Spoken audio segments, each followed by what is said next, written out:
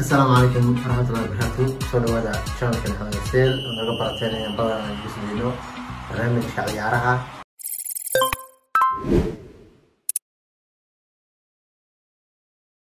Hadda guriga waxaan maraysaa taas oo bari insha Allah khamiista macana ciyaartii ugu dambeysay oo ciyaarada dib loo ciyaari doono. Waxaan inta sidii doonaa qaabka ciyaarihi hore u dhaceen iyo sababta iyadoo laga fili doono inay iska xaadirin doonaan wareegga sidamaadka وإلا هذا شرط يصير رسمي وحاليا وحار دونا إن شاء الله ورد كل أدل كله جروبيس كسر حاضرين دونا بريجس دماغك وانت حتى ما سيارة هاري بريتوله وحي حقيقين دونا أبدا كل صابت دونا جروبي فشيء يسوع أفضل كبر حيلي نرجو إنك ترى بس إحنا إيجي دونا كل كذا يفرص صابت الكاريو نقول إيجينا يارس بريتوله حكي بدل دونا العروض أول هيستي يو إنجيل اللي يقول صابت الكاريا وكل جدي كنا وريد السلمات إحنا كبلا بدونا قبل كذا مرد وحاسة أفرد بعض حنو بهني يعني بديس مباراتو سوق حقيقي شيو إنه كسر بقى لبضع كالمودة كمان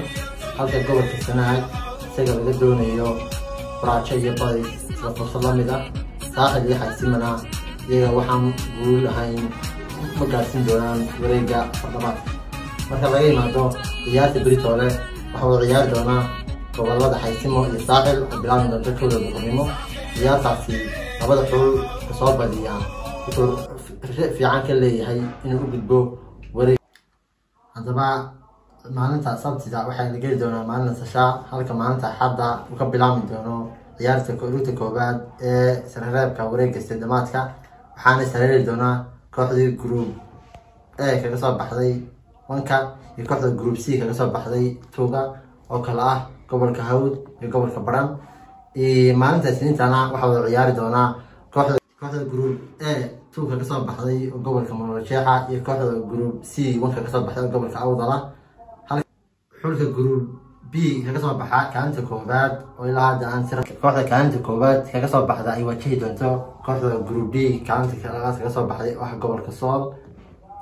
ciyaarta dambena waxa uu ciyaari doonaa wareeg ku soo dhamaan doonaa kooxda group D kaga soo baxday kaalinta koobaad oo Gabiley iyo kooxda group B kaga soo baxay kaalinta labaad oo ilaa hadda si rasmi ah loo shaacin lana ogeyn lana groupkan rajadiisu xul kasta wuxuu leeyahay rajo siman marka laga yimaado labada xul ee saaxil iyo xaysimo oo iyagu afar dhibcood hadii xitaa midkood badiyo heli doono loona eegi doono dhibcaha ay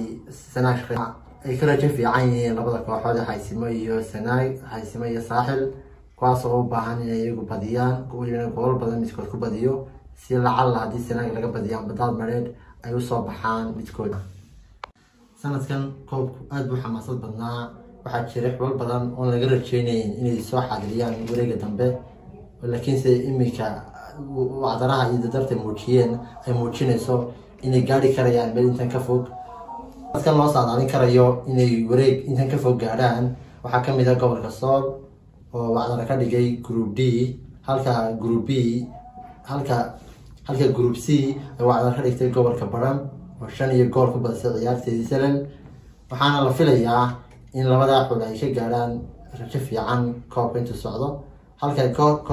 kooxda difaacanaysa iyadu ay wali muujinayso inay awood leedahay hana karto difaacan karto mar labaad xulka Maroodijeex sanadkan ma leh rajo fiican marka loo eego xulalka kale lamida laakiin se